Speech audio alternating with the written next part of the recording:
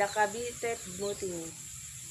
The year 1872 is a historic year of two events, the Cavite Mutiny and the martyrdom of the three priests, Mariano Gomez, Jose Burgos, and Jacinto Zamora, later on immortalized as Gomburza.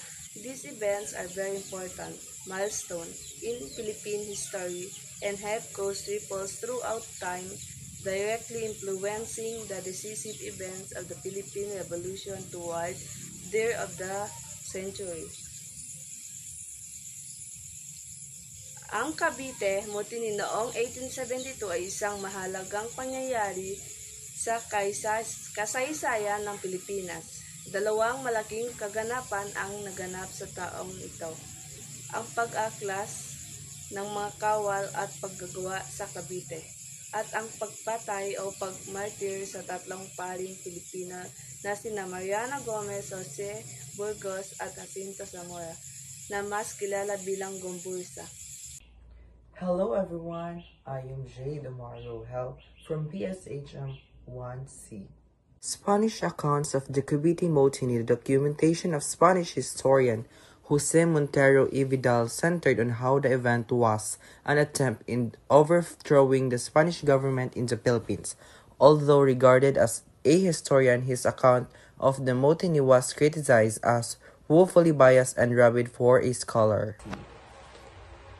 Spanish historian Jose Montero y Vidal interpreted the Cavite Mutiny of 1872. His writing claimed that the mutiny was a deliberate attempt to overthrow the Spanish colonial government in the Philippines.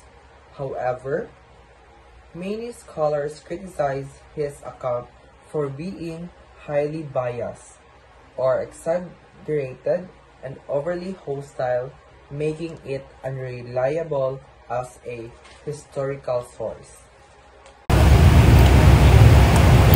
The Cavite Mutiny was an uprising that occurred on January 20, 1872, involving workers and soldiers at the Cavite Arsenal in the Philippines, then a Spanish colony. Experts from Montero's account, the mutiny is described through expert from Jose Montero Vidal's account providing Spanish perspective. Primary source material. The document is a considered primary source material offering first-hand account from the Spanish colonial government's viewpoint. Reason for revolution. Reason include the abolition of privilege of Cavite Arsenal workers like exemptions from tribute and forced labor, and grievance related to the tobacco crop. The native clergy were accused in inciting the revolution. Events of mutiny.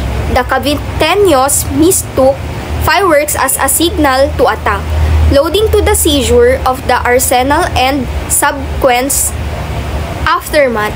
The execution of Fathers Gomez, Burgos, and Zamora, and imprisonment of Filipino lawyers are noted consequences. Spanish perspective. The accounts attribute the mutiny to conspiracy involving native clergy, mestizos, and lawyers, reflecting how Spanish authorities interpreted the event. Reforms and repression after the Cavite Mutiny.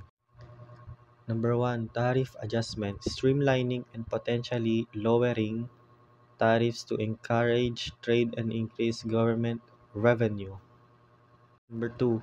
Surcharge removal, eliminating surcharges on foreign imports to boost competitiveness and lower costs. Number 3. Export fee reduction, lowering export fees to encourage Philippine businesses to sell goods abroad. Number 4.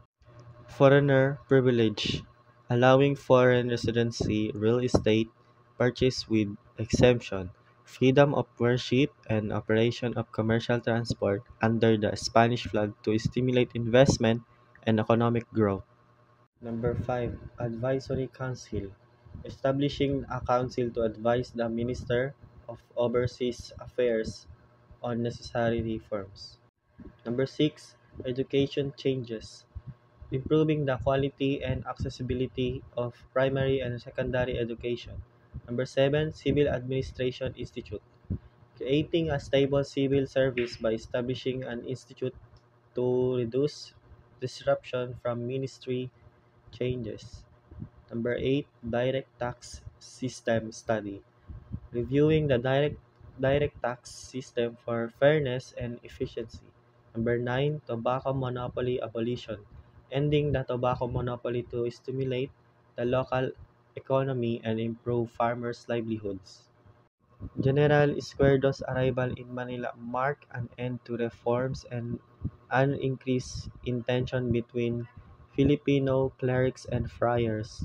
He suppressed education by halting the opening of a school promoting liberal ideas and reverse labor policies, removing retirement privilege from Cavite Arsenal workers and forcing them into public road construction. The friars used to use the Cavite Mutiny to strengthen their dominance, falsely portraying it as a Filipino conspiracy. This ultimately led to the martyrdom of Gumburza, who were wrongly accused of leading the mutiny, sparking a surge in Philippines nationalism, inspiring Rizal's El Filibusterismo, and casting doubt on the legitimacy of their conviction, thus fueling the revolution.